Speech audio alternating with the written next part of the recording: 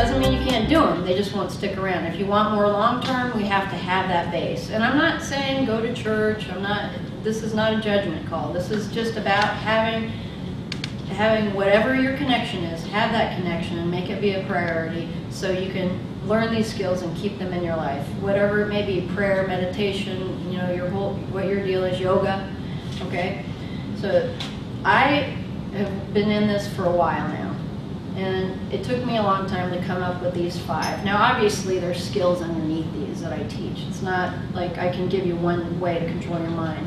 But I felt like these, after a lot of thinking, a lot of helping people, a lot of going through my own stuff, that if you get these things down, you will have better days more often.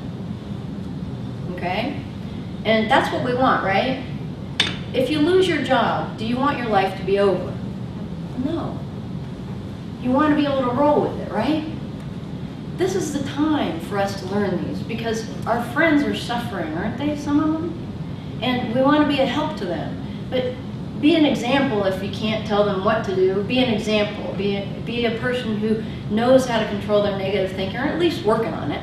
A person who can change their perception. Be a person who can be in flow a lot.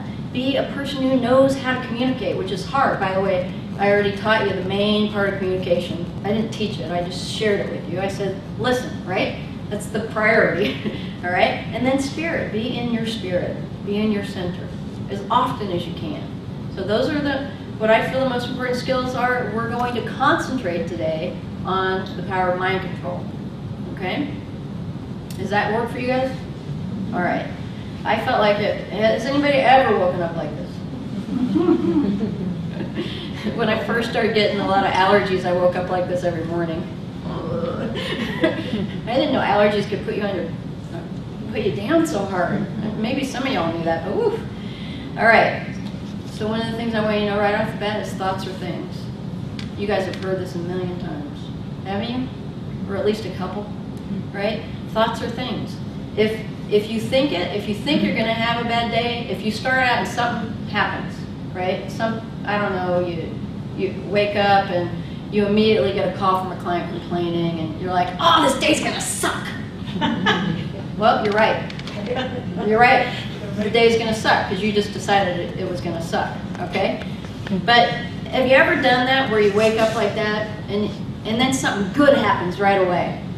And then you're like, oh, my day has changed, right? And you're like, oh, I'm so excited. Guess what? You can do that for yourself. Isn't that exciting? You don't have to rely on other people giving you good news or bad news or anything. You don't have to be a leaf in the wind. We can change our own mood. Isn't that a good thing? Anybody? Can I get some yes, no, whatever? Yes! It's a good thing. Yes, and amen. Hey, thank you for that. Absolutely. Because if somebody can move you just with their bad attitude, are we not screwed? Yeah. I mean, come on. That means the game's up, right? I'm just going to be whatever you decide. You know, if you want to be mean to me, then okay, I'm going to be in a bad mood. You want to be nice to me, I'm in a good mood. Oh, that's awful. How helpless and hopeless, right? It makes our jobs way less fun when our boss can walk in, dump everything on our lap, or our client, right? Dumps some weirdness on our lap, like, I'm blanking on your story, but it was a good one. Saturday night at 8:30. Saturday night at 8:30. Why haven't you gotten back to me? Right, well, you know, my hours are posted on my phone. You know, if they can just call you up and change your mood, life is much more challenging, okay? So if we can learn to control that and let that flow through us and out, or let it flow that way, because God can handle it, okay? Then life gets to be a lot more fun. All right, so thoughts are things. You guys, I'm so excited right now. You guys are a good group. Giving me good feedback, I really appreciate it. I'm very attentive. We must be in control of our own brain.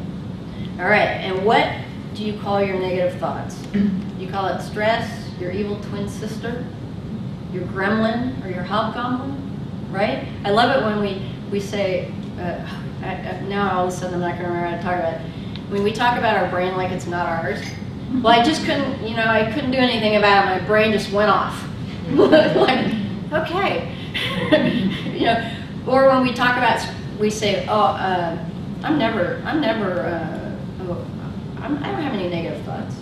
Have you ever heard anybody say that? I don't have any negative thoughts. I was so stressed the other day. Oh, so you just call your negative thoughts stress. Okay, now I get it, right? They have a very sophisticated way to talk about it. So think about how you talk to yourself. How are you expressing any kind of negative thinking? How are you blocking yourself? You may not have what we would call the normal negative thoughts, particularly when somebody has a really high either emotional IQ or really high IQ. They get really creative with their negative thinking, right? It's just like, no, I'm a really positive person. Can you believe how Jenny was talking the other day? But you're talking about your friend. That's again getting you off, right? But we get creative. You want to get conscious of that creativity, okay? And we have a high IQ and EQ group, I can tell, okay? So be aware that you may think that you're being positive, but you might be being critical of yourself or other people, all right? So what are you going to do about it? That's the question, right? That's why we're here. So we're going to learn about the power of mind control. The top 3 addictions or habits to acquire. Become an expert at breathing. All right, some of you already know this, but we'll be in the middle of something, and what is the first thing we do? We stop breathing, right? I just found out for the first time the other day, and a couple of people in the room already know this, that when I play soccer, I'm going to play until I can't play anymore. That's just, I love it. It's fun. It's energizing to me. So I found out the other day, I'm running next to somebody on the field, we're in a game. It's not serious. It's rec, and I'm just trying so hard. And I'm running, and I get done, and I'm like, and I realized I've been holding my breath. I was holding my breath in the middle of a soccer game. Do you think that's going to work? And it explained why I keep getting to a place where I'm on the ground having to catch my breath, because I'm holding it. So now I get on the field and I'm like, and I practice the whole time I'm out there because I don't want to do that. I don't want to end up forgetting to breathe because I'm trying so hard. All right? Anybody done that where they're trying so hard they forget those basic things? Or there's a problem and we think it's so serious, we forget about ourselves and we forget about how to stay balanced and centered, and we start shallow breathing, right? I gotta take care of this. Who can I call? Right? And we just all of a sudden, and I'm exaggerating, but you know what I'm talking about. It's really easy to get into that.